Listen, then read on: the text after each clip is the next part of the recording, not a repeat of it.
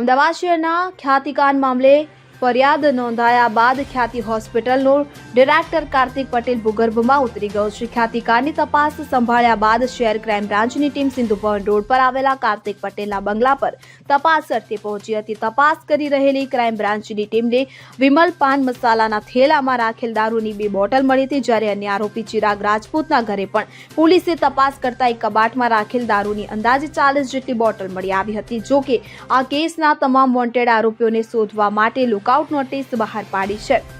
ત્યારબાદ હવે આરોપીઓને વધારે બીસમાં લેવા માટે તેમના તમામ એકાઉન્ટ સીઝ કરવાની પ્રક્રિયા હાથ ધરવામાં આવી છે.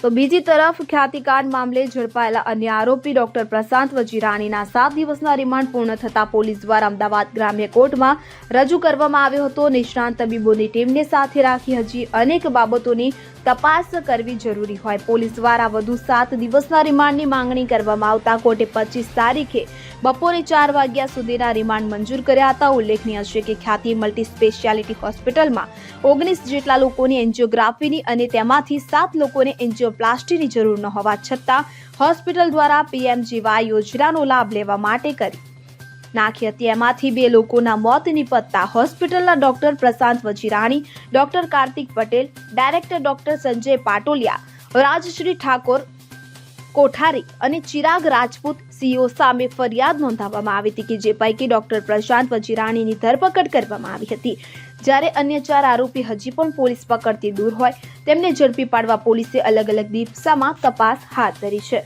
Bureau report CN24 news. હવે જુઓ દેશ દુનિયાની તમામ ખબરો તમારી આંગળીના ટેરવે. ઉઠાવો મોબાઈલ અને Google Play Store પરથી ડાઉનલોડ કરો અમારી CN24 ન્યૂઝ મોબાઈલ એપ.